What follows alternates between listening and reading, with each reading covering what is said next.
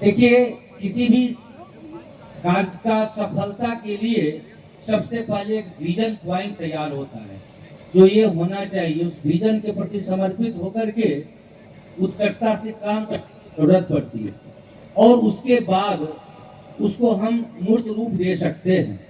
तो यदि Purnia civil airport की बात की जाए तो सबसे पहले इसका विजन जो यहाँ हुआ था कि यहाँ एयरपोर्ट बनेगा, उसके बाद कहीं न कहीं रोक लगने लगा था, तो मिथिला स्टूडेंट्स यूनियन ने इस चीज को सबसे पहले उठाया, और उसके बैनर तले एक व्यक्ति ने वहां आमरण अनशन शुरू कर दिया था रेणु उद्यान में, अविनाश ने, और उसके बाद कई जगह आंदोलन हुए। उसके बाद ग्रीन पूर्णिया के माध्यम से भी आवाज उठाई गई। मैं पर्सनली किसी पर्टिकुलर नाम से इसको नहीं उठाया था, लेकिन दर्जनों धरना प्रदर्शन में, दर्जनों आंदोलन जो हुए सिविल एयरपोर्ट पूर्णिया की, उसकी भागीदारी मैंने जरूर निभाया। और यहाँ आज यदि कोई पार्टी, चाहे वो कांग्रेस हो या भाजपा हो या पप्पू जी हो, यदि ये क्रेडिट लेने का प्रयास कर रहे हैं तो ये जनता के आंख में धूल झोंक रहे हैं, क्योंकि जनता की मांग पर ये हुआ है। जनता ने आपको लायंस क्लब में दर्जनों बार इसका कार्यक्रम करवाया, बहुत सारे डॉक्टर्स ने इसके लिए बढ़ चढ़ कर मांग करी। उस समय हमारे नेतागण आधा आधा बोल पाते थे, हमारे विधायक महोदय आधे अधूरे बोलते थे विधानसभा में, और उस समय के सांसद संतोष जी भी खाली चिट्ठी खेल रहे थे दिल्ली में। लेकिन कंक्रीट डिसीजन यदि हुआ है तो पूर्णिया के आम आवाम के जीत और जुनून के कारण हुआ है। धन्यवाद। जहां तक पूर्णिया एयरपोर्ट की बात है, पूर्णिया एयरपोर्ट के लिए इसमें कोई दोहराई, कोई शंका नहीं है कि पूर्णिया की जनता ने एयरपोर्ट के लिए आवाज उठाया, पूर्णिया की लड़ाई लड़ी, इसमें कहीं कोई संदेह नहीं है। इसके पूर्व पूर्णिया के एयर स्टेशन के कमांडेंट थे विश्वजीत जी, उन्होंने वहां से छोटी यान शुरुआत भी की थी। छोटी यान की वजह से टिकट ज्यादा कॉस्टली हुआ करता था, जिसकी वजह से वो फेलियर हो गया। तो अगर इस मामले में अगर क्रेडिट देंगे तो सबसे पहला क्रेडिट तो विश्वजीत जी का जाता है, जिन्होंने पूर्णिया से उड़ान शुरू किया। एग्री। ठीक है। दूसरी चीज है कि पूर्णिया की जनता, पूर्णिया के डॉक्टर्स, पूर्णिया के स्टूडेंट्स, पूर्णिया के टीचर्स, हर लोगों, चूंकि हम लोगों को भी अपने बच्चों से मिलने जाना होता है तो बागडोगरा जाना होता था, तो पूर्णिया की लड़ाई शुरू हुई। मैं ये नहीं कहूंगा कि पूर्व के सांसद ने भी इस बात को नहीं रखा, उन्होंने भी आवाज रखने का काम किया, लेकिन जो मजबूती के साथ बात करनी चाहिए थी, जितनी मजबूतियां होनी चाहिए थी, वो नहीं हुई, क्योंकि वो संयुक्त सरकार में थी, केंद्र में भी थे और राज्य में भी थे। फिर भी उन्होंने वो बात देने का बात उतनी मजबूती से नहीं रखा। अगर मनसा होती तो 10 वर्ष कम नहीं होता है, 10 साल सांसद रहे और मजबूती से अगर उस बात को रखते तो वो वहां पर उस कार्य को कर सकते थे। माननीय सांसद पप्पू यादव जी की जहां तक बात हुई, तो सांसद जी ने पूर्व के भी आंदोलन में बातों को रखा था, अपनी बातों को रखा था, ट्वीट भी किया था, सोशल मीडिया के माध्यम से भी बात रखा, लोगों के साथ भी रखा। चुनाव जीतने के बाद, शपथ ग्रहण समारोह के बाद सबसे पहले उड्डयन मंत्री से मिलने का काम किया, और पूर्णिया को उन्होंने उड्डयन मंत्री से कहा और पूर्णिया की जनता से भी कहा था कि 6 महीने के अंदर में अगर पूर्णिया एयरपोर्ट पे गति नहीं आई तो हम जो है रिजाइन कर देंगे या इसकी लड़ाई लड़ने का काम करेंगे। और उन्होंने अपनी बातों को रखा। बताइए क्या?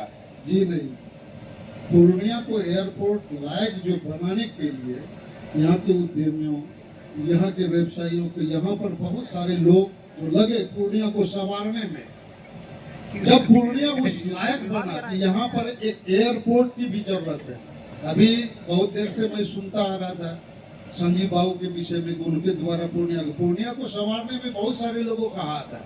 डॉक्टर हैं, बहुत सारे सिविल इंजीनियर हैं, अलग अलग क्षेत्र में जो पूर्णिया के विकास के लिए लगे हुए हैं, शिक्षा के क्षेत्र में लगे हुए हैं।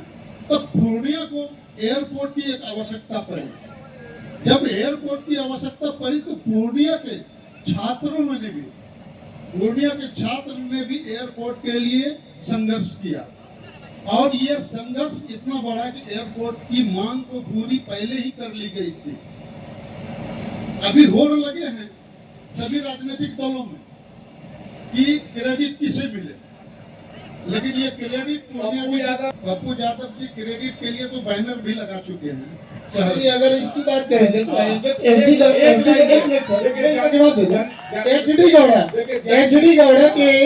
गौड़ा 6 लेन रोड की क्रेडिट या 4 लेन रोड की योजना बनी, आई.पी. गुजराल जी के समय आया, माननीय अटल बिहारी वाजपेयी जी के समय संशोधित हुई, उसके बाद मनमोहन सिंह जी ने फंडिंग किया, ये क्रेडिट किसको देना चाहिए? मैं इसको कंक्लूड कर दूं।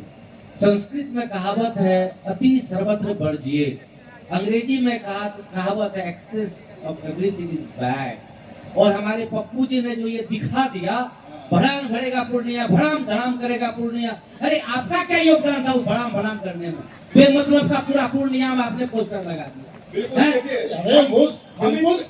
इसका जवाब दे दूं, सर, जवाब दे दूं। पूर्णिया उन्होंने अपनी बातों को रखा। पूरे पूर्णिया में इसका क्या मतलब है? हर ग्राम चौराहे पर पोस्टर, बिल्कुल, अब इस बात करेंगे टनल की योजना पर सारी काम कांग्रेसों ने किया, अंतिम समय में ठेका मोदी जी का हो गया, तो आप इसे क्या कहेंगे? इसे आप क्या कहेंगे? बिल्कुल, अभी तो वही प्रेम चल रहा है सर, बिना पोस्टर के कोई काम नहीं होगा।